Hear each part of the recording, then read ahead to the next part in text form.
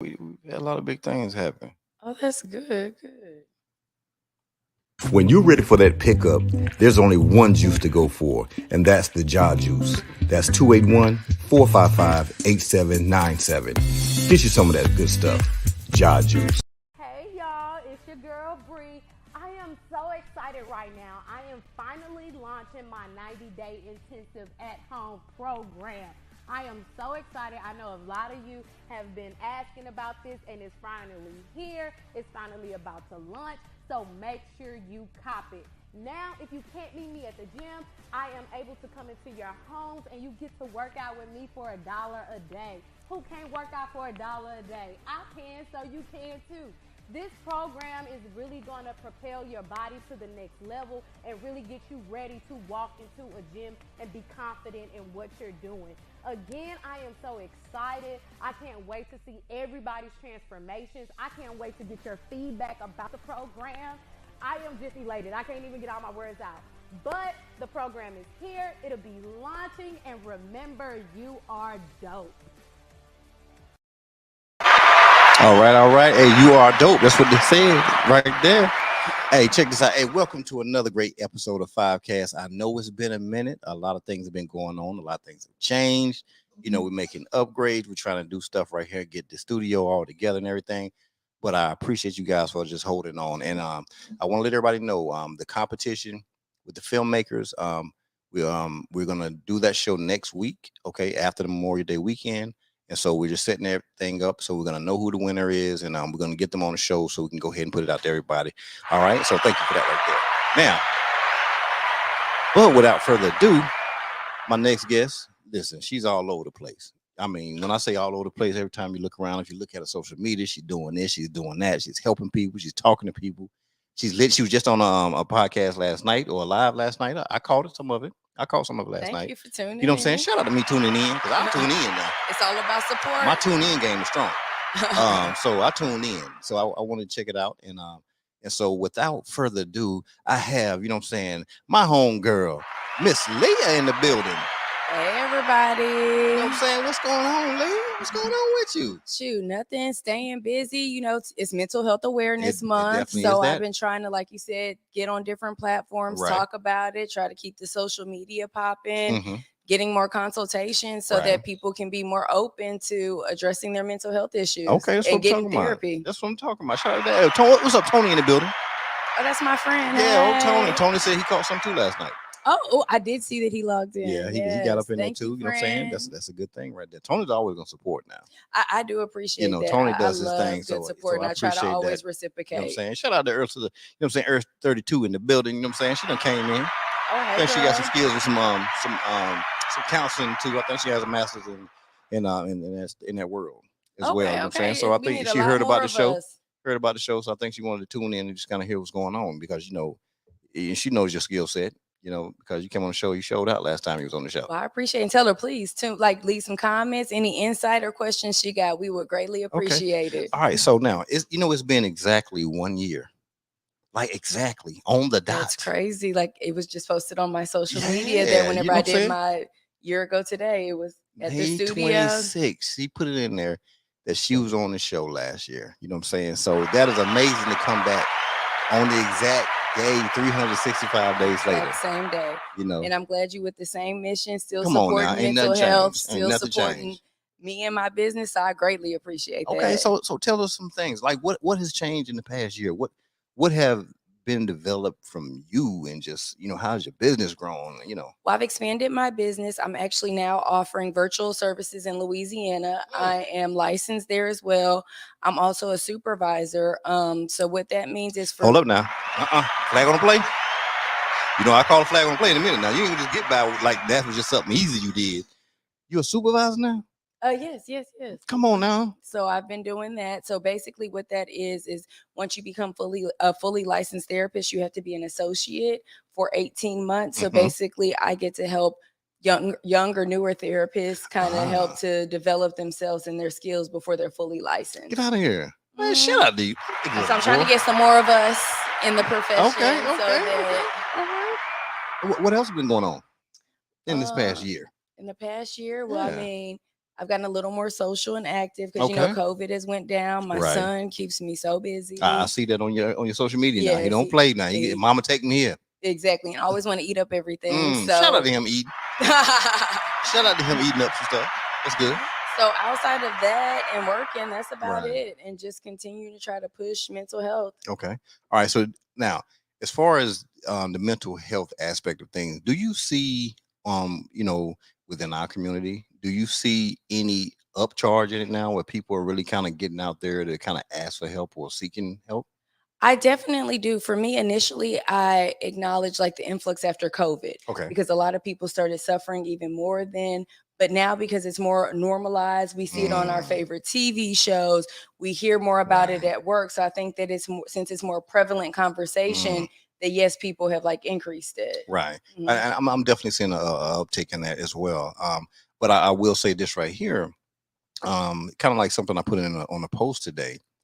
My thing is, I really want to see one day where people look at it as far as going to get help the same way they're preparing for Memorial Day weekend, right? All the parties and all those things. People will prepare for these things, right? And it's like, man, if we could just get it in our system to normalize getting help, we probably could knock down some of these incidents that are going on. Definitely, like I know I talked about this last night for whoever tuned in last night, but I think that it needs to be more like how we value our health. You go to the doctor annually, why not check in mentally? Right. And a lot of people think that like something traumatic has to happen, or I have to feel like suicidal in order for me to seek help. Like everything doesn't have to be okay for you to reach out to just have somebody to vent to, have somebody to confide in, have somebody to hold you accountable. Right. Ooh, you said a key point, hold you accountable. So when you say hold us accountable, like what do you mean by that? Ideally, when people come to therapy, it's because they want something different that's going on in their life, their relationships, their work life.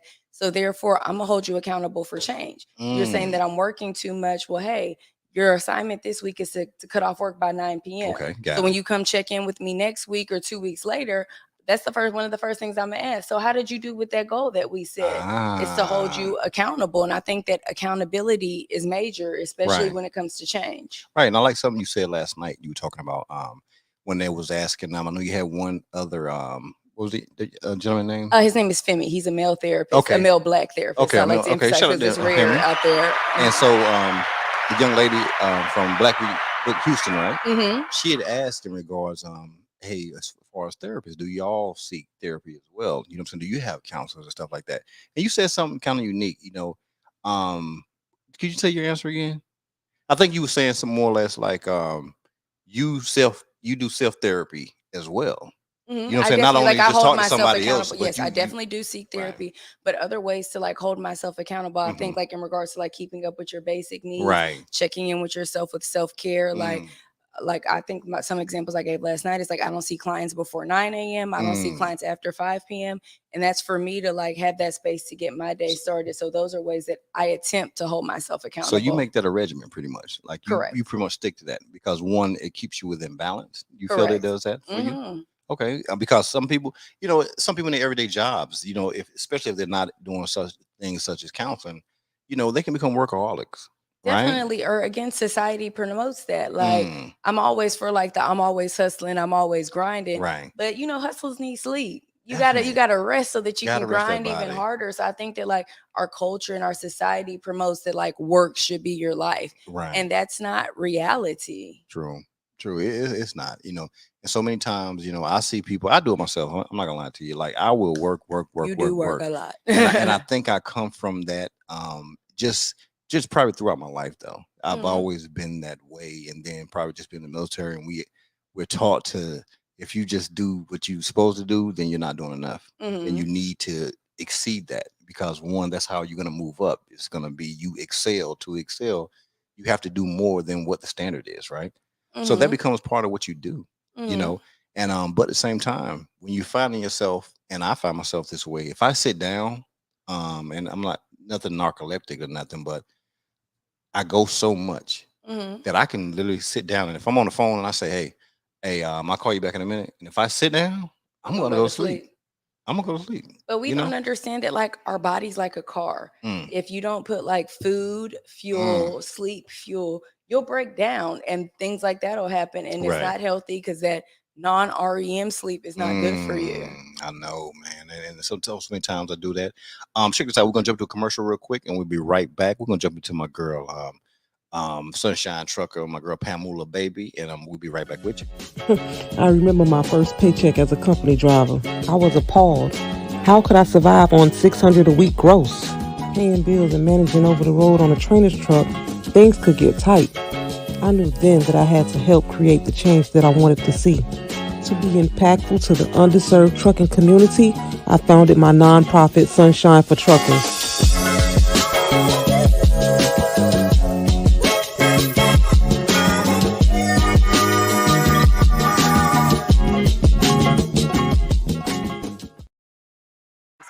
All right, we're back with my girl Leah. You know what I'm saying? Big time therapist in the city, Louisiana too. She doing all over supervising. She's just all over the place handling business. Okay, so something I want to bring up. And it's definitely from the counseling aspect of things, right? So we know about the unfortunate event that happened, you know what I'm saying, on yesterday, right?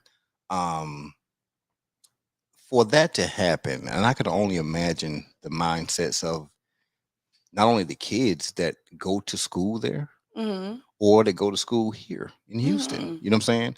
Like, that is something that everybody heard about. This was a shot across the world. Definitely, right? yeah. So a lot of parents did some reevaluation after yesterday. You know, and I know you're a mother, you know what I'm saying? You have your son and everything like that. How do we go about the process of, you know, getting these children help? The ones who were in the school there and the kids who just even heard about it that are here.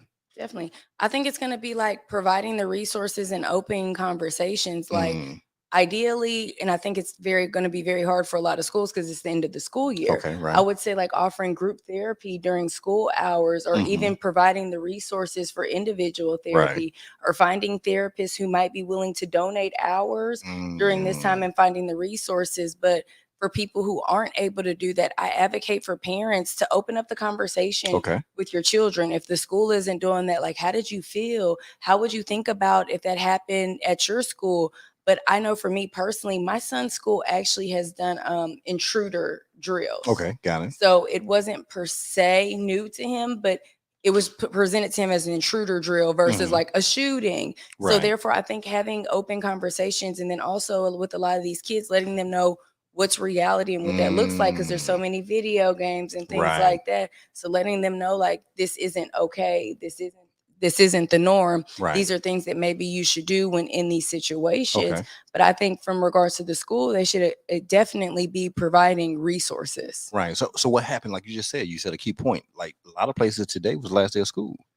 So like now these kids, I'm gonna just go to that particular school, right? So some of the kids that I noticed happening in the 4th grade, I think. So the other 4th graders, 3rd graders, any kids at that school, they're home today, right? Some of those kids that got killed were their neighbors. Yeah, you know what I'm saying? They know hard. Some of them, they're relatives, right? And now school is out now. So now from an economic standpoint, right? Maybe some of those parents, they don't have the, you know what I'm saying, the money to get these kids counseling. Now they have a whole summer to, like I said in my post, to maybe tuck this away, right? Unfortunately. And now school will start back, and that's gonna be the first thing that's on their mind. You know what I'm saying? Like, what are some avenues or what are some things, you know what I'm saying, that you think could be put in place or that may need to be put in place for these kids? I would say check with a lot of community resources. Like I know here in Houston, we have like the Pelchin. They help to give like discounted services. So I would advocate for them to check for community resources. Like, because it didn't directly happen in Houston, I don't know how that went, but like say whenever like the George Floyd situation happened, I saw a lot of organizations offering like free counseling to like Black males. So I'm hoping that the city that this happened in, that ideally they'll be like either posting it on the local news. Again, the school will be providing it, because a lot of these schools have databases. Like even though it's the last day of school, like I know my son's school, they use Classroom Dojo. Like you can still send out information and resources. So I think the main thing is just making sure that the resources are accessible to those in need and also feasible, because like you said, everybody can't financially afford counseling, but also looking into your insurance, parents, if you do have insurance, like, and you're in that city or in the city of Houston, to see what your resources are for like something after like a traumatic event like this, because like kind of when COVID happened and Harvey happened, there was a lot of community resources for counseling and things like that. So just maybe looking more into those. And I think what people, if they really dig into their insurances, there are things in there for to seek counseling. A lot of people, insurance companies, they never use it. They pay for it, but they never even know about it, and it's there, and they let it go away. That's one thing I try to educate people about, because we pay these high monthly premiums for insurance, and yet we can be getting counseling for like $20 or $30. A lot of companies or insurance, you can get employee assistant program services, which is actually like 3 or 4 free counseling sessions to like just kind of give you an intro. So I think that we do need to advocate for using these resources that we pay for. Now, what do you think about for the entrepreneurs, right? A lot of people, you know, people talk about entrepreneurship, right?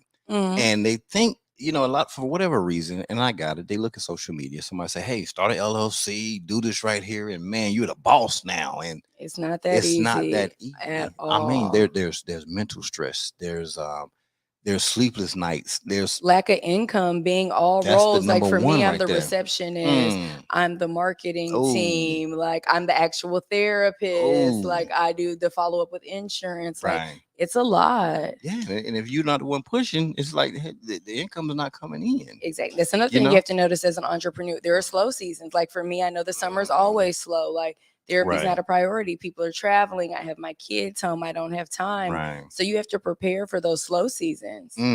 So now, as far as what are some things that and probably not just you, but just within the whole therapy system, are there ways that people can like people can have retainers for lawyers, stuff like that? Are there programs like that in counseling? Some counselors offer counseling packages, like where you can buy a lump sum of sessions for a discounted rate, and you can spread them out like over maybe 6 months to a year, so that you can have them as you need them. So I think that looking for counselors who might offer that as well. Oh man, see, listen, that's something that most people I probably offer wouldn't them. talk. Do you? Okay, hold up now.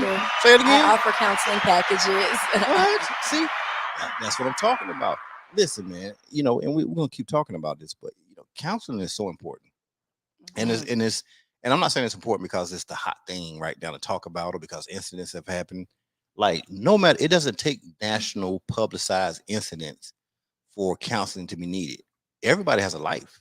You know, we have a life, and I don't know if anybody's life is on track perfect. You know, we all have things. You know, and then also things happen. Like even if your life is on track, like things happen, you lose your job. Like my favorite example is COVID. Nobody can control or knew that was going to happen. So like it's always, you never know. And then like shout out to my girl Danielle. She's in the building.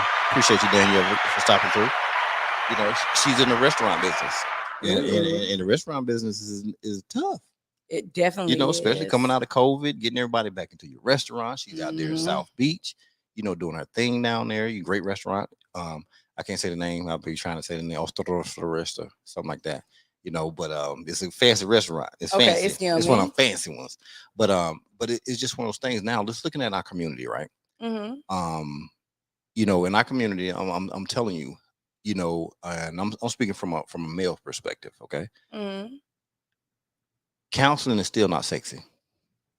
It's not meant to be. It's not. But what I'm saying, I'm not saying it should be, but I'm just saying as far as from males, right?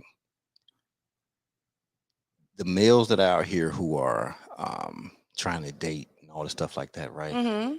They're saying, man, you know, if I try to, you know, holler at somebody, or I'm talking to a young lady, or a young lady that I'm into or whatever, and I'm telling them I'm seeing a therapist, you know, they look at it's like crazy.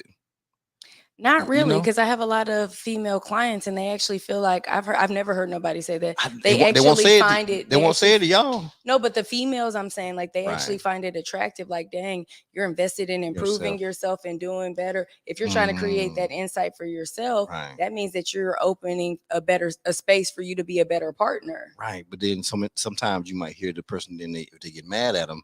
oh, they in therapy trying to work out some I mean, I feel like that can go either way with males or females. Like, oh, girl, you got daddy issues. That's why you in therapy, because your daddy ain't shout out them daddy issues, the mama issues. You know, to get it burned up in your face. But no. But I think, you know, just from a consensus of just talking to a lot of males, these are the concerns of the things they're saying. Because y'all are brought up to be like strong, don't show emotion, don't be weak. And especially somebody like you from like a militant background, like, you know, it's like, like, let's figure out a solution, let's do this. So it's definitely a more difficult space for males to do that, because it's not really promoted. It's not. Or even like you said, like you might do it and then like people are like, oh, you soft, or like, why you do that? Right. But it's like, you're human. Like, yes, our genitalias are different, but like, you're ultimately still human, and you do have emotions that you need to healthily process and work through. Well, shut up there, bro. Shut the word again right there. Maybe we should have like with all these single guys, we should have a therapy date night, right? Ooh, I like you know, nobody's having therapy date night. And I bet you a bunch of people will show up. I bet you a bunch of ladies will show up, a bunch of guys will show up. And we call it therapy date night because, one, it'd be one of those things we come together and everybody understands that they're not perfect. Right? You know what I'm saying? So now when you walk in the room, that's gone. That's already gone. Hey, listen. We all imperfect up in here. And we come into a place where we know we're imperfect. Let's get to know each other.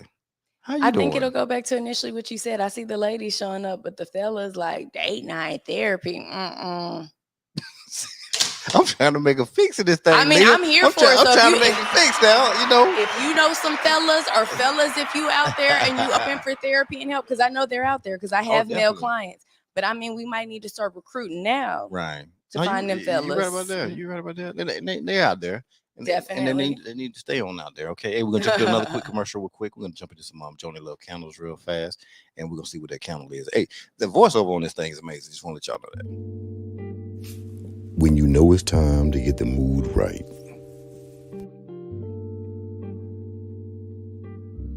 There's only one candle, and that's J Love Candle Co. Yeah, you better stop playing. I think that voiceover is serious right there. Sounded like a phone sex operator. That's what it was? Yeah. Oh, see, I was gonna go more with some Barry White or something like that. You know, she don't want phone sex operator. I'll go with Barry White. Okay, that's what I'm talking. I ain't never heard of a male phone sex operator. Ladies got needs. Okay, shut up. You done heard them before. You heard them before? They talk like that? I've never really actually called one of the hotlines, so I don't really know. I don't know if you heard one. Okay. No, I'm just like I just want how to talk. You know what? Do those even still exist? That's what, you know, especially for a male. I didn't know males did it. Everything's like virtual. I thought it was always a female thing. I thought it was always females on the other line. Ladies, guys calling. Ladies want to hear sweet nothings whispered in their ears. To a guy for real? I didn't know they would do it on the phone. Romance us, please. Oh, I didn't think they would do it on the phone with a phone call. Okay. All right. So now back to the main event, counseling. Counseling is one of those things that for so many years it's just been taboo. Okay.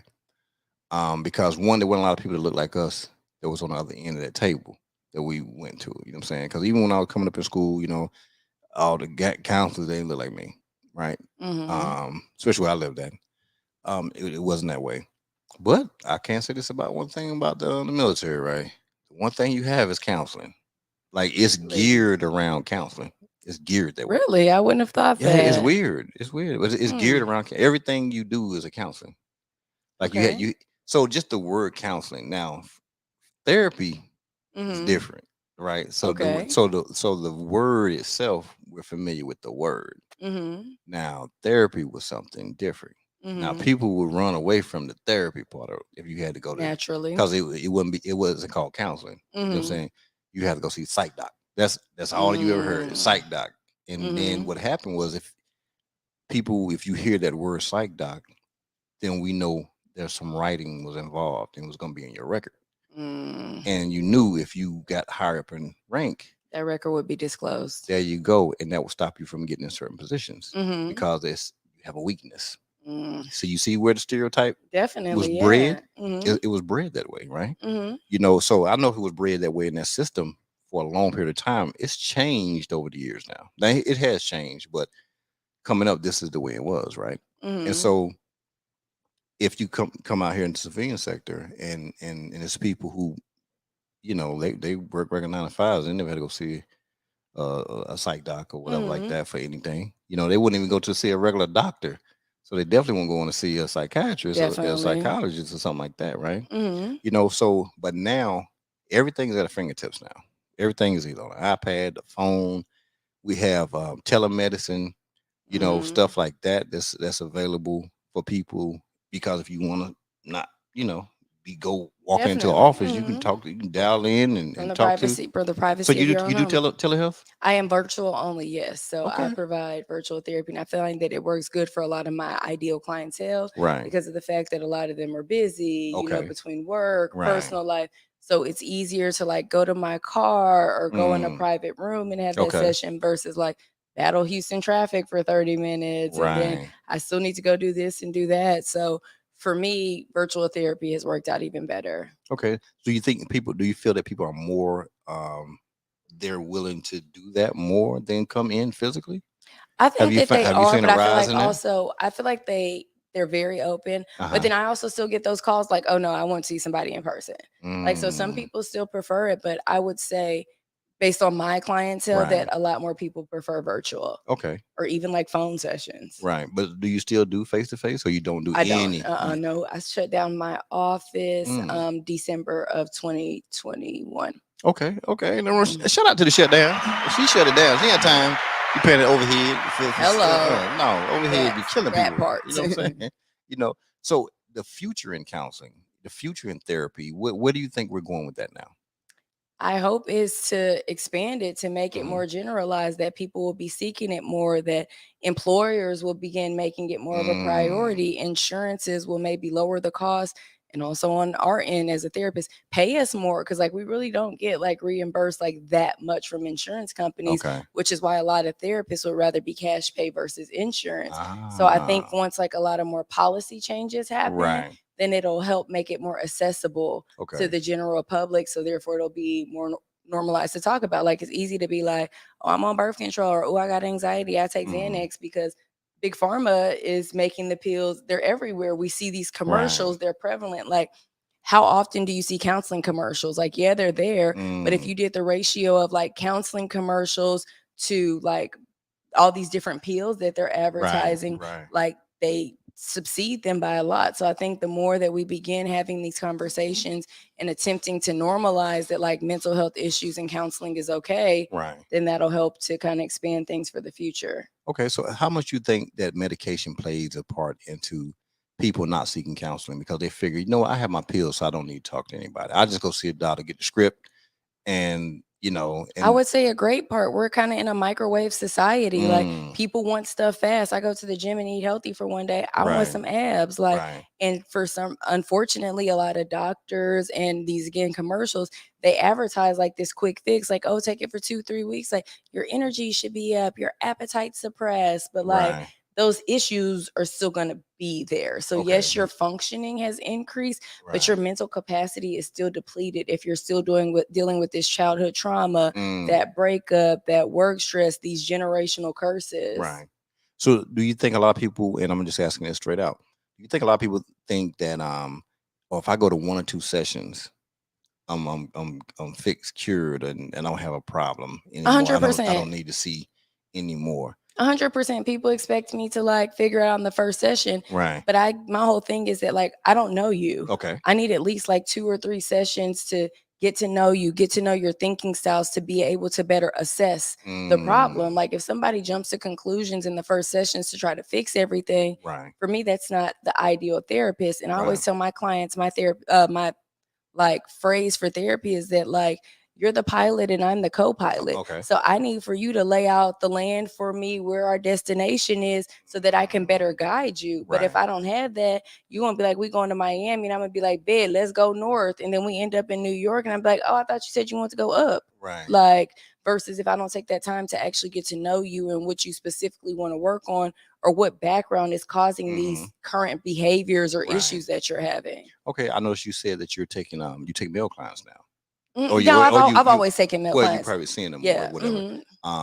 Do you see a difference in whether males are willing to open up You know what I'm saying? Have you seen that? One thing I can say about the male clients that I have, when my male clients come in, they come in to work. Because of the fact a lot of my male clients are paying cash out of pocket. Okay, got it. A lot of them, like, they're there because this is what I specifically want to work on. This is this unhealthy habit that I've had and I've realized, versus like my female clients, like, well, I kind of had a breakup, but like, I don't know. Then like 3 sessions later, like, oh, you've been picking the same type of guy, like a cheating dog, versus like my males are like, this is what happened, this what's going on.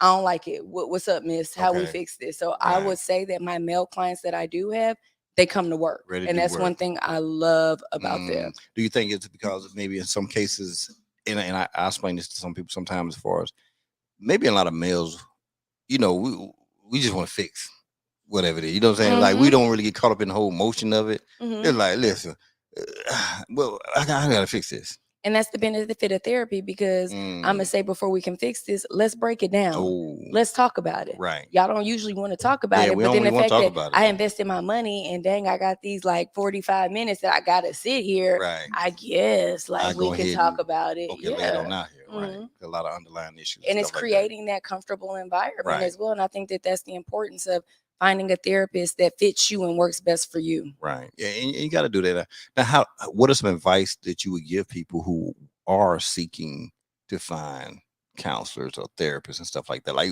what is something they should kind of look for? Like, how do they know if somebody fits? Do your research, like figuring out if their hours work for you, if you want to like have a consistency of therapy, if they're like, I always advocate for people, read the bios, like, are we the same spirituality? Like, your methods of therapy, does it work for you? Like, I know for me personally, when I went to find a therapist, I took like a week. Like, I read their bios, I checked their availability, I saw who offered consultations. If a therapist offers consultations, take advantage of it. That's the chance for you to look at them and like actually get to interact with them and see, like, do we vibe or not? Like, are they dry? Are they short? Like, I'm a quiet person, so are they going to pull the questions out of me? Or hey, I'm a talkative person, are they going to cut me off? Or are they just going to let me run my mouth the whole time? Like, I think reading the bios and figuring out, like, or also don't be scared to ask questions to make sure that if that person's a good fit for you. Like, this is therapy is an intimate relationship. Right. So therefore, I would say, like, what you expect to get out of it, that's how much you need to invest in it. So now you said you as a therapist, you know, how do therapists go about getting therapists? Because one, y'all both kind of, not saying one knows more than the other, maybe, I don't know, but you know all the same techniques and well, I could speak to that from a client, and then also I've had other therapists as clients. Okay, got it. So a lot of the times it's you personally realizing that I need to take my therapist hat off. And for me, my first experience with counseling was like couples counseling. Okay. So it's some of the situations that we might have described. I wasn't acting therapist like ish, so I didn't want to be like, yeah, I'm a therapist, because he's like, oh, she cussed me out, and I'm like, I'm still human. So I think for me and other therapists, it's taking that therapy hat off, because at the end of the day, we're still human. Like, life, like, things still happen to us. Like, so I think that that's something that we just kind of have to accept, and that's a part of like making ourselves vulnerable. And also, we can't expect our clients to do it if we're not willing to do it. Right. Okay. So now, on a day-to-day basis, when you take that hat off, and I'm not asking you whether you're single. If you're not single, but I'm just using you as a therapist, and somebody's a therapist if they were single. Okay. When guys approach therapists, you know what I'm saying, male or female, doesn't matter. So it can be a female approaching a male therapist, and vice versa. How do y'all pull the hat off to not analyze the person, the conversation from a therapist standpoint?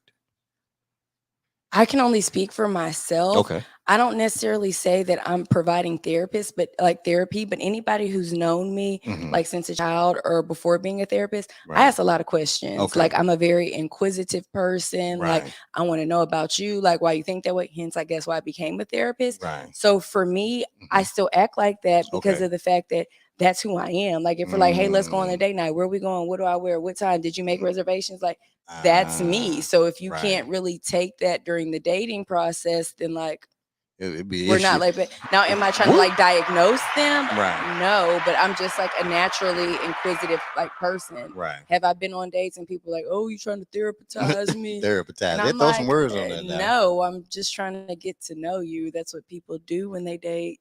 They do. You know what I'm saying? And this is the other part about it. No matter what, we're evaluating the person regardless. You know what I'm saying? Like that's just you ain't gotta have a therapist hat on. It's like you going out with somebody or even when we conversate. We're no matter what, we're evaluating regardless. You know what I'm saying? Because we're deciding whether we want to keep having a conversation with this person or, at the moment, like, oh, hey, it was nice meeting you. You know what I'm saying? They can't hold a conversation. So let's move on. Let's keep it moving. Let's keep moving. The subject, verb, it ain't going together. Exactly. In conversation, I'm saying.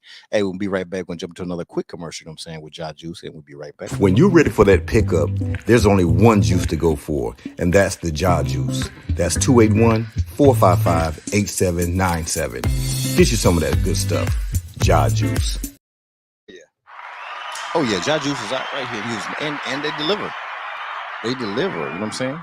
And Ja Juice, they just bust out. They have the new 32-ounce daggone Ja Juice bottles. So they go hard in the paint. They're going big things. 32 ounces, and nobody's done a 32 ounce. Okay. 100% juice, pure juice. I mean, freshly squeezed every day.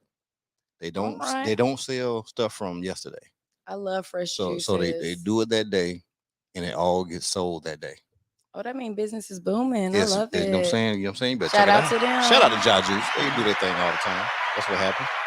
All right. So, counseling, like I said, it's something I love now. You hear what I said? Now it's something I learned. You know what I'm saying? And I like it because one, I think what happened was last year when you came on, and then I did another thing with I had a round table with I had a psychotherapist. I remember. All the people on the show. And it really gave me some great insight. And then we had Brandy came on, and she had her daughter with her. And her daughter had spoke on something. And I'm telling you, it was so profound to me.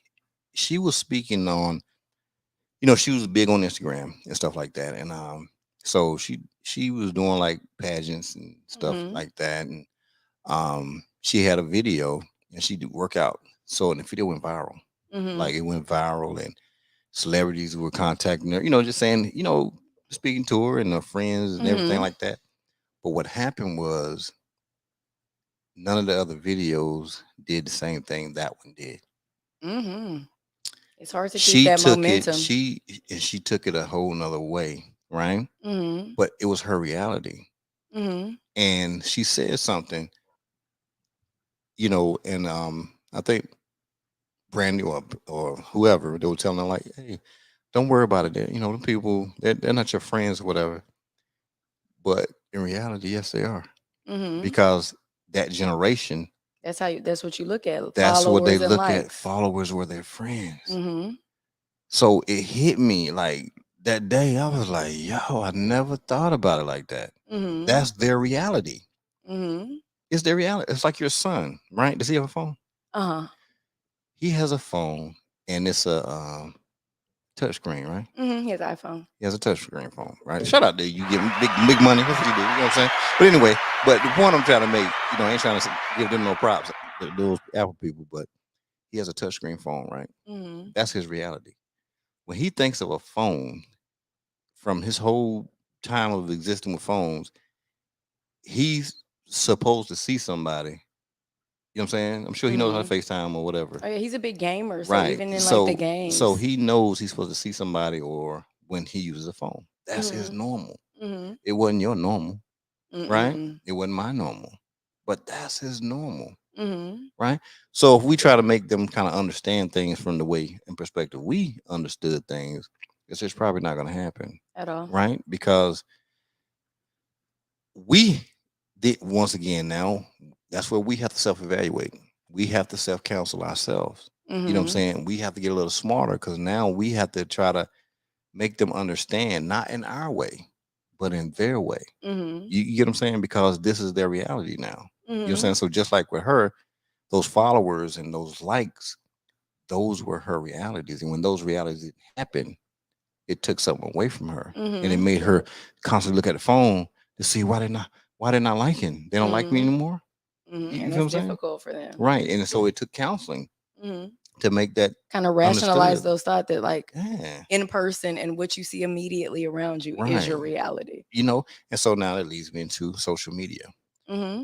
How are you, saying, as a parent and as a therapist in regard to social media for your child? How do you view that?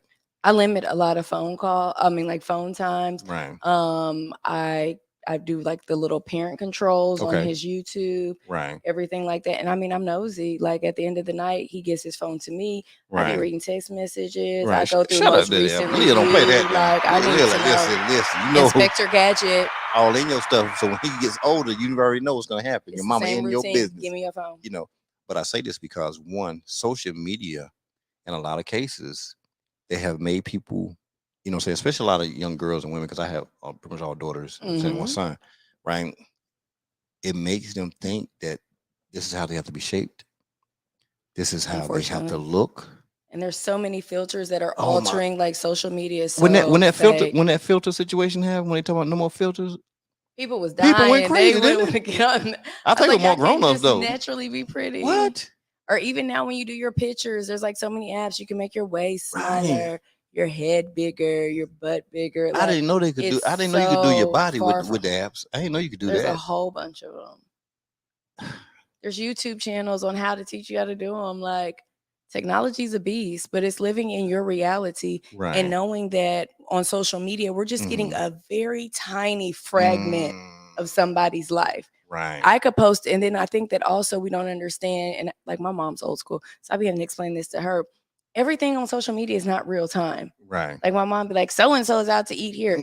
Girl, that was like 3 weeks ago. Like, or I posted like one time I was out to eat. And she's like, you told me you were eating at home. Right. I am eating at home, but that's the restaurant that I ate at a week ago. And I felt like I was cute today. So I wanted to post it today. Like there's content. Exactly. So I think that we need to really realize that like those pictures we see, these lives, like it's only a very small increment of somebody's day-to-day life. Right. And everybody's going through it. Everybody's going through it. There's nobody you can present that said there's not saying that they're not going through it or have not went through it. Life is tough for everybody. I don't think there's too many people that's not going through something, Exactly. And I don't think everybody looks good.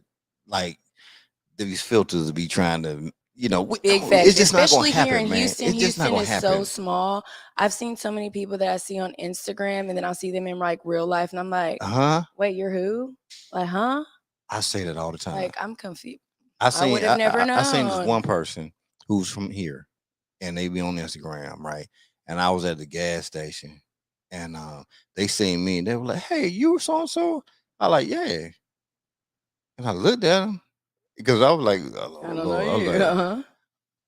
and I'm like, really? I was like, these filters are what? These filter companies are getting paid like big bucks. It was beyond filter. They went beyond filter. I mean, the body, and nowadays these angles. If you hit from a certain angle, you snatch. If I see a picture from this angle right here, let me tell you something. This one right here. Oh, that's the best one, baby. The whole everything looks slim. Or if you hit it for like somebody get on the ground and you go up, whole body slim. Listen, this one right here, this is advice to all your guys, if y'all out there. If you get a picture with this angle here, listen, don't pass the picture. Don't say nothing to her. Leave it alone, because I'm telling you, that ain't the one you want right there, because it's fake. You get that straight up picture. Now, sometimes people look a lot better in person than they do what they're trying to do on Instagram. They think the app is doing something because they're trying to do like everybody else. The app tore them up, and you like, damn, I didn't know that was you. Like, yo, don't, whatever you doing on Instagram, don't do that. Exactly. That's why you got to stay true to yourself. Shout out to being regular. Yes, being regular is cool. Being regular is on point right there. I love it here.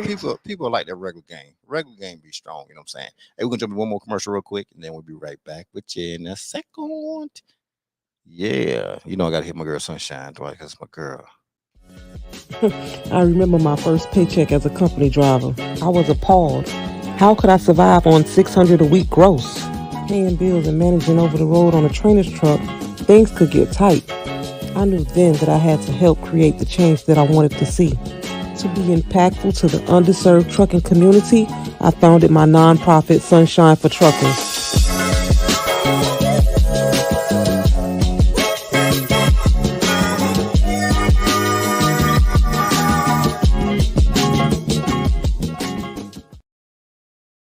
insurance access to resources.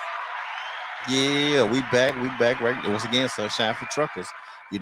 Hey, once again, insurance. Now, this is gonna be a conversation we're gonna have next week. We're gonna have Bone, our opinion aids manager for Bun B, because we're gonna be talking about a bunch of things. He was gonna be here on the show today, but the verses jumped off, and so they had to head out to Atlanta. So that's why we are not gonna talk about those things right there. But insurance. How do they know what counselors take what insurance? I mean, how does that work? I always recommend clients to get the best answer. Flip your insurance card over. There's this number that says member services. Okay.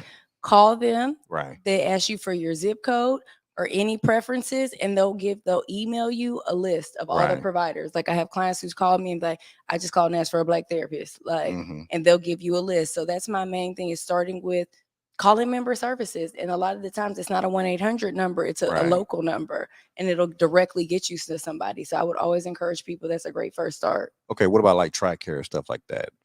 TRICARE has like all insurance. They all have that. You take that? I do not take TRICARE because working with vets is not my specialty. Okay. So but it has to specialize. Because TRICARE is only for like military and their family. Right. And from the courses that I've taken and working at a psych hospital, working with the military culture, there's a lot of training and competence that you need to know about the mindset that was kind of engraved in them during their training process. And then also their partners, a lot of the time they come home and expect the home to be run like that. So I think that there's I've done a few trainings, but I feel like there's a specific type of training that needs to be done to work with that environment. And so, and again, to sound horrible, TRICARE don't compensate that much. They only pay like 60 per session. So, for real? Okay, shout out to them. They need to fix that. We need to talk to somebody. Please. We need to talk to somebody. And make sure that one, because, and I'll say this right here, sometimes people want to go, and I think for the military people, veterans, sometimes people want to go to people outside of that normal setting. You get what I'm saying? Definitely, yeah. Because at the end of the day, at some point, they're going to have to go to somebody outside that normal setting. You get what I'm saying? Because they're not going to always have that benefit on that side of the house, right? So I think it just takes them to some sense of normalcy, what I want to call it, outside of that piece right there. So I just definitely think that's something they need to kind of work on or put in there right there. Definitely. Hey, check this out. I'm going to throw the number on there real quick. I always want to give people a chance to call in if they want to ask a question or whatever. I'm going to throw the number up real quick. You know what I'm saying? We're going to put that up there. And the number, of course, is 512-296-4803. Let me make sure I have my Bluetooth connected here. If I don't have that connected, it ain't going to connect. Definitely call in. Ask my girl, Leah. You know what I'm saying? The super. You're a psychotherapist, right? I am a psychotherapist. You better stop playing like I didn't know you damn psychotherapist. And there's no such question as a dumb question. So please, any and all questions are welcome. Listen, better ask these questions. You know what I'm saying? Let me see. Next. Not that one. Let's see.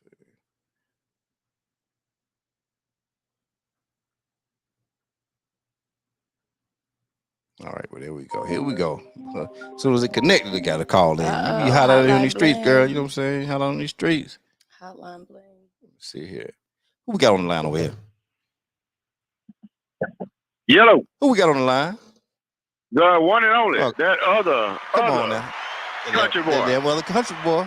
Tony M is in the damn building. Hello. Tony M, go ahead and say what you're going to say, because I might ask you a couple questions if you don't mind. Go ahead. What's up? I don't mind. But Leo, just a quick question, because like I say, recent news, shooting, that's that, the other. Do you think, because there's always talk of what new gun legislation may look like, right? Do you think some people won't see someone because they figure it may knock them out of qualifying to make a purchase on the next firearm they get? You ever have anybody? What do you think about that, Leah? I don't know how to answer that, because unfortunately I don't have enough faith in our legislation that they would actually make psychiatric or mental health evaluations applicable for guns. We can't even get them to do a background check. So I know they barely. Got you. going to do a mental health check. So I don't feel like that should be a concern for anybody, unfortunately, at this time. I mean, that would be super dope considering what just happened, that they would consider doing that. But I mean, right now we're still just trying to get some background checks done. So I think we just need to rally to get the minimum done, unfortunately, first.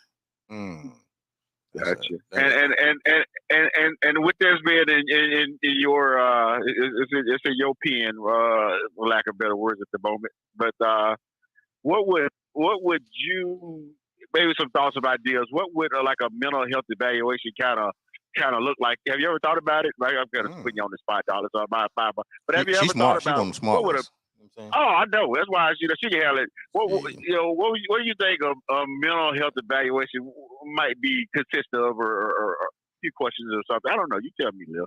I mean, I worked at a psychiatric hospital for 3 years. So basically what that would look like would be a full assessment of like your childhood, your background, current stressors right now, your family dynamics, your work to life balance. Like it would just be a full, thorough assessment of your current life.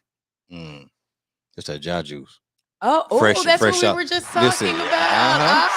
See, now we about to put you on the spot. See what I'm saying? About to put you on the spot. What flavor is this? It's that watermelon right there, I think. Oh, you must have known. I love watermelon. So Tony, let me ask you now. Okay. Yes, sir. So as far as what you're seeing with everything that happened, that transpired at the school, and with let me see what your. It's good. It's really good. Okay, I like refreshing. It. Yes, very fresh. Very fresh. I like. Freshly done. Don't play with it. I like told you. That's what it is. I love it. The first juice to come out of no 32 ounce. No additives or anything like that, like straight watermelon. All right. I'm here for it. 100% juice. That's what we do out here. I love it. All right. Really so back to it. What do you think? You don't have no little kids, Tony. No, right. But you got some neighbors with little kids, don't you? No doubt, absolutely. Okay, so now, so the school was out. Pretty much in Texas, school is out, right? Mm-hmm. As of today, what are you hearing? You know what I'm saying, from people? And I know you talk to some people. What are their kids thinking about, and what do you think they're thinking about as parents as far as school being out now? Do they tuck this thing away? Do they get their kids some help right now? Or do they just kind of tuck it and wait till school starts back, and now this is the thing fresh on their mind? What's your thoughts about that? So far, man, what I've heard is people are sort of shielding their children from even knowing about it. Parents know about it. Parents know what happened, but they're sort of shielding their children away from the news. Okay. But like I say, it's still heavy on parents' minds, no doubt. Man, you kiss your baby, send them off to school. Nobody expects that call. You know what I'm saying? So, man, that's different from little Johnny got a bloody nose type deal. You know what I'm saying? To you can come pick your kids up at the civic center, and you have to be on this list to pick them up. It's like, you know what I'm saying? So, man, I see it on their faces. Right. And even like I say, just out here traveling, it's definitely being talked about everywhere. But but as far as even solutions and what could have been done differently, man, people are all over the place when it comes to all that. So but yeah, that's about what I got so far. Do you think any gun laws are going to be changed based off of this event right here? If we vote, honestly, no. Right. And so we posed that question this morning in the room, right? It's like, do you think would have prevented this? If so, what would that law look like? You know what I'm saying? And man, to me, everybody was, well, most of the guys, especially, right, were just so in their feelings and are emotional speaking about it. So the question just went right over the head. They just went into like reaction. You see what I'm saying? Right. It was a reaction. Most responses were just a reaction and not So man, I think what's crazy is, right, if a week goes by and there's something else in the news at the time, then this is just another deal that that's like swept under the rug, so to speak, right? Yeah. And they put a Band-Aid on it, like, news cycles here in America. And every other situation, right? Unfortunately. Yeah. And that's the thing. But you said a key part, and it kind of ties into counseling for me, right? So it's one of those things where I think even in counseling, right? And I'm just asking this question. So let's say you got a couple, and let's say they're both trying to talk in emotion. You're trying to get them to subside with the emotion part so you can talk, right? So in what Tony just said, you know what I'm saying, in their room, you said people were talking, hey, straight action, what they'll do and why. So nobody's able to talk about it. You know what I'm saying? Talk through the emotion. And that's something we call in the military, you know what I'm saying? We was like, hey, you don't let your emotions get to you, because if you do, you'll do something wrong. Right? You have to think through the emotion. You have to talk through the emotion. Because, example, you can go into a room and somebody just shot somebody this with your group, right? And now you go in the room, there's only one person in there with a gun, but you go in and you shoot everybody. And there's kids and women and all this right here, but the one that with the gun, they done jumped out the window and they're gone.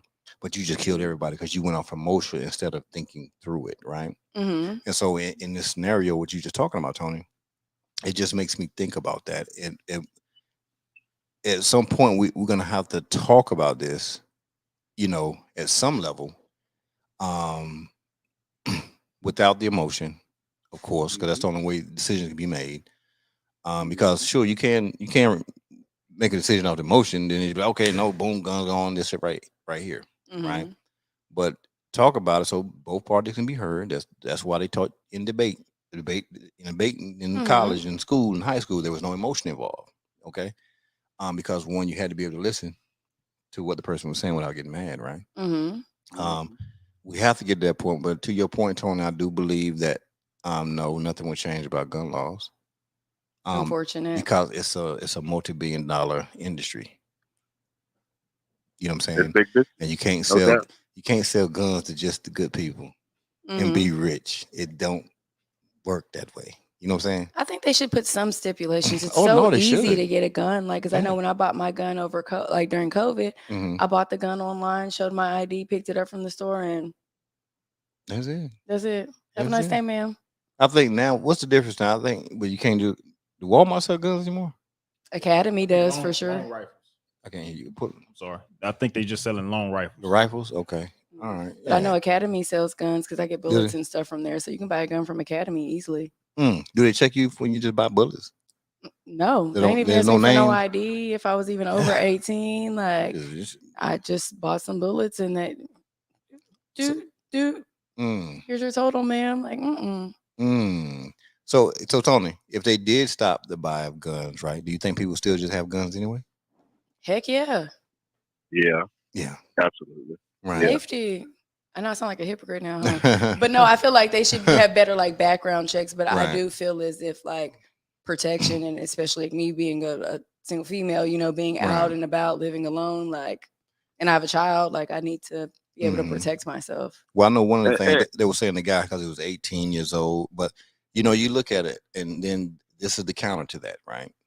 And ain't my counter, it's just the counter that's always been said. They said, well, the same 18-year-old can go take a gun and be in the military and go somewhere and kill somebody. So but why? They're trained when they're in the military. They're under supervision. And you're right. You're exactly right. You know what I'm saying? But there's just some of the stuff that comes up. Definitely. What were you about to say, Tony?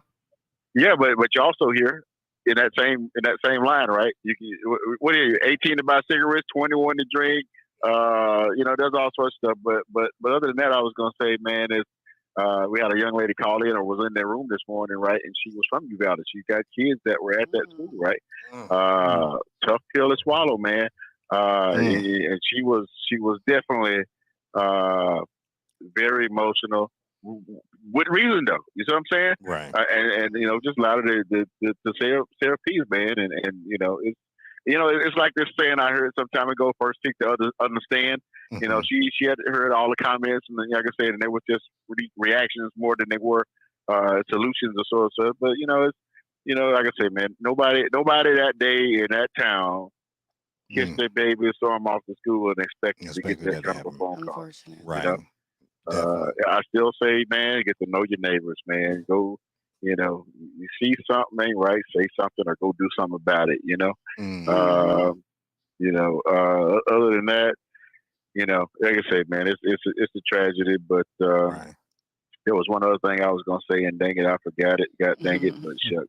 If I remember it, I'll type it in the comments. Okay. All right, cool, man. Last thing, and I'm gonna pose this question to you too, Leia.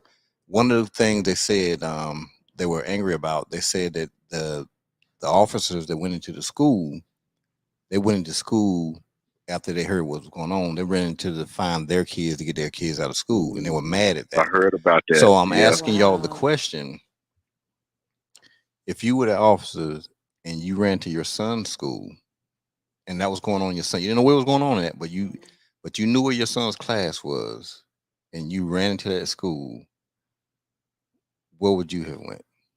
What do you think I you would have just had to lose my job. I would have went straight to my kid. Right. To at least secure their safety and then to go protect. But I mean, I'm a mom, so I mean, no offense to dads and stuff, but like my initial instinct would be to find my child and make sure that they're okay. Cause I don't know if I could live with the feelings of like, hey, I saved everybody else's kid, but like my kid was right here and something happened. So I would just have to take the risk. And for me, my child. Right. What's your thoughts, Tony? I'm in them doors. I'm a citizen on patrol. I got to go find out what the issue is and neutralize it first. Okay. After that, we'll handle business. You see what I'm saying? Okay. I got to do my job first. That's the way it is. Right. That's how I see it. Okay. All right. What about you, Darren? That other thing I got. Oh, you remember now? Yeah. Go get Darren. What's up, Darren? What's up, Tony? How you doing, brother? Good. Go ahead, Tony. Oh, so I was gonna say is, man, I don't have much faith in background checks, for this reason.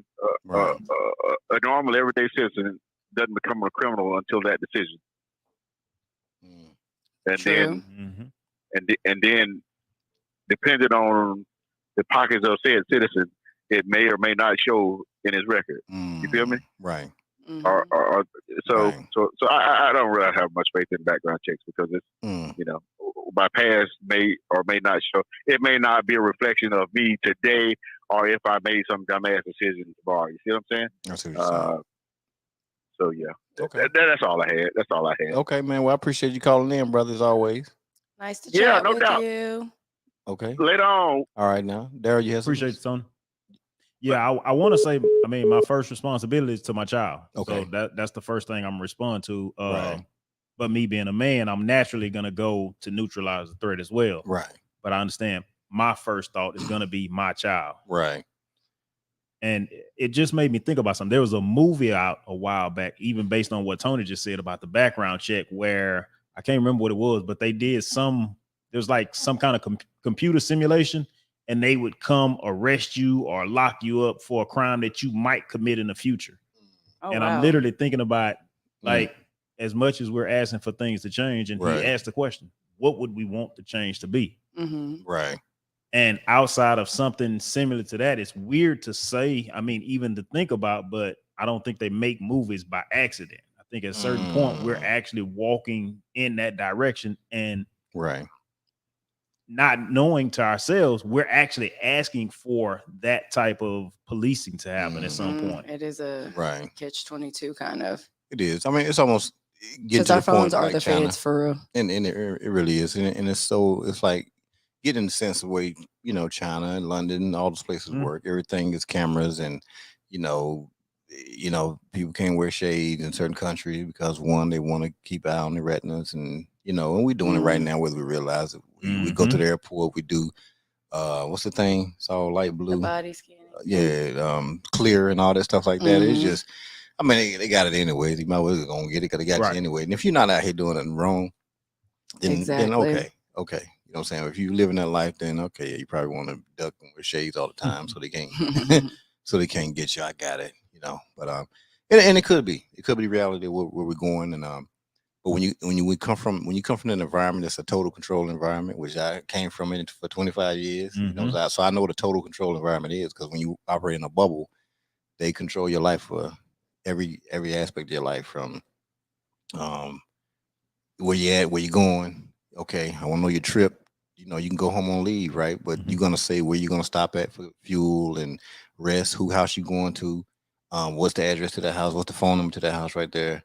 Like, so that's your life. Wow. You know, and so a lot of people don't understand that. You know, even in the young lady is at Fort Hood, the thing that's going on, but that even the things that were going on,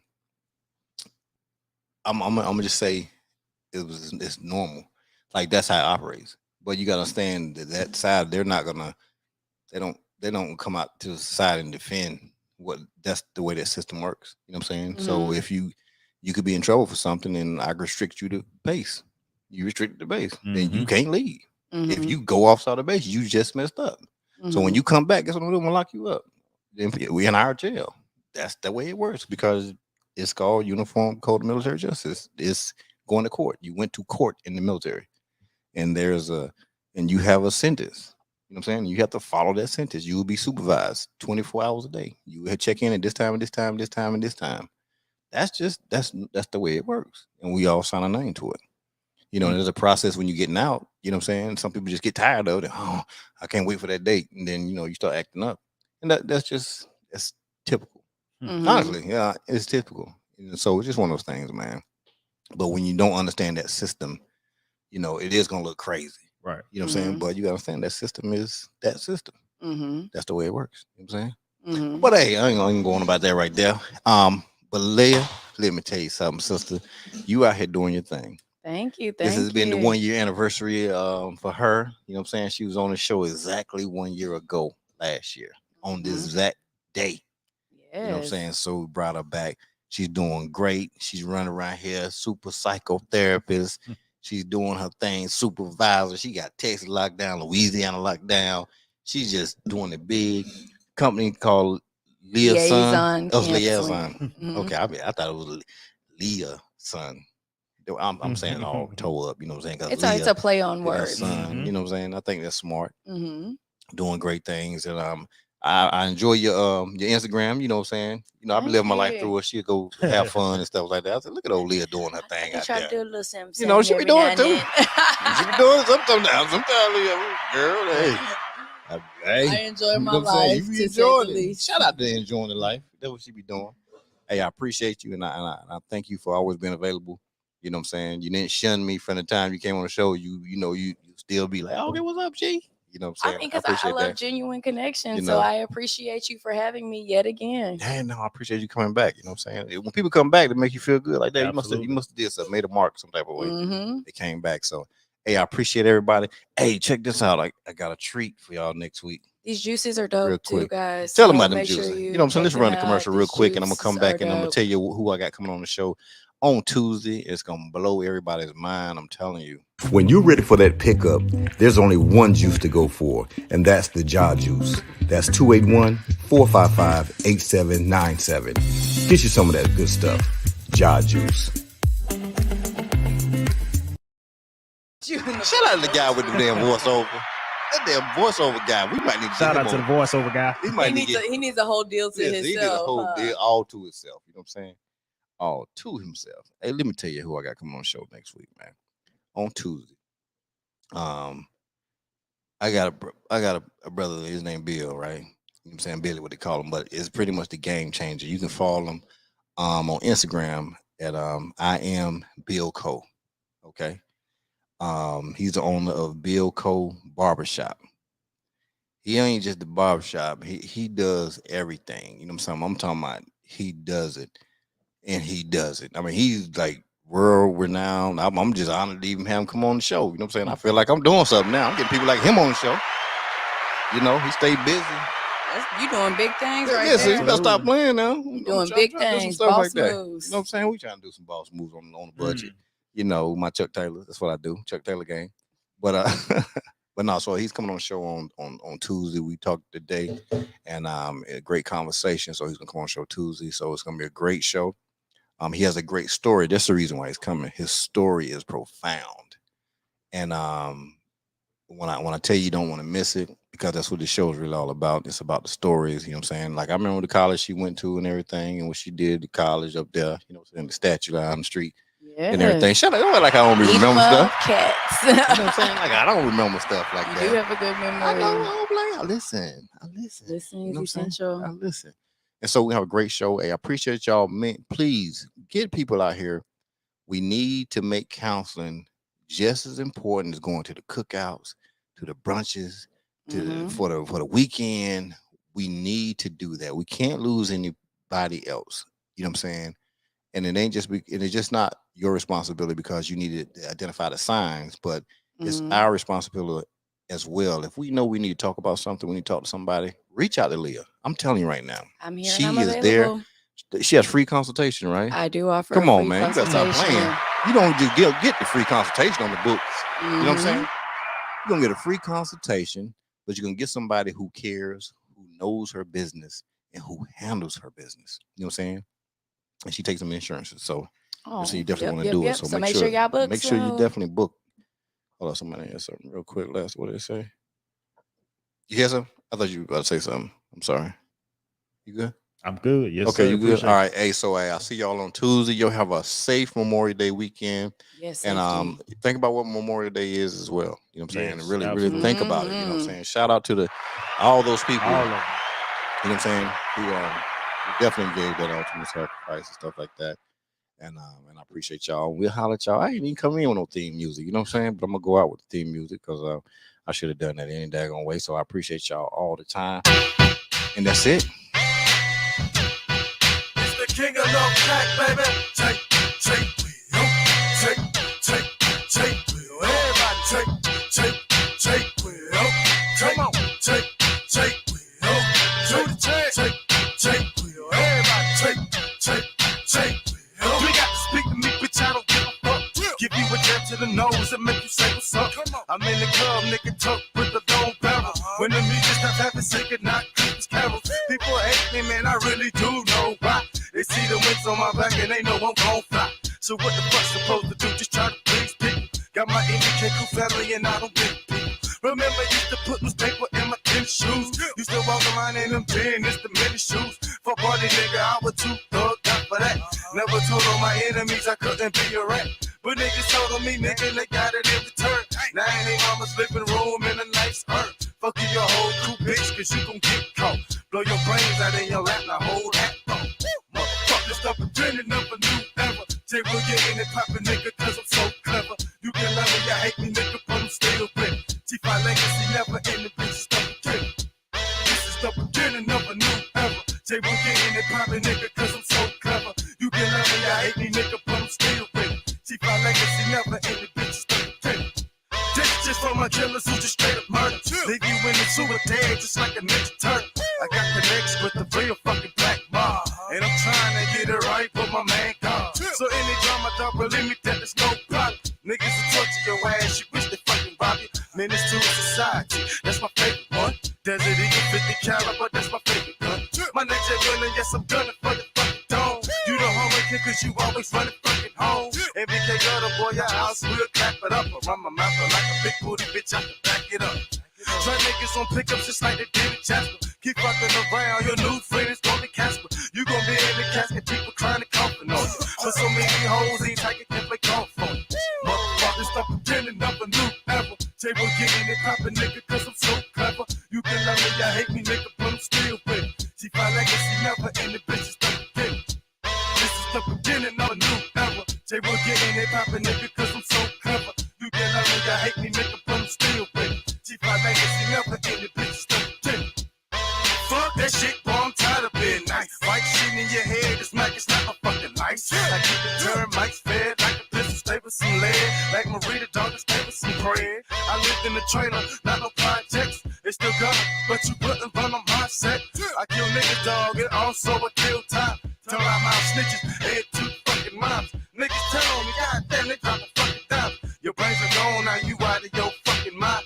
And niggas know I fight you, bitch. Young ready strap, but they don't fucking understand to get the bitch to that head that gun clap. This is the beginning of a new era. Say we'll get in and poppin', nigga, cause I'm so clever. You can love me, I hate me, nigga, but I'm still winning. G5 legacy never ending, bitches the beginning. This is the beginning of a new era. Say we'll get in and poppin', nigga, cause I'm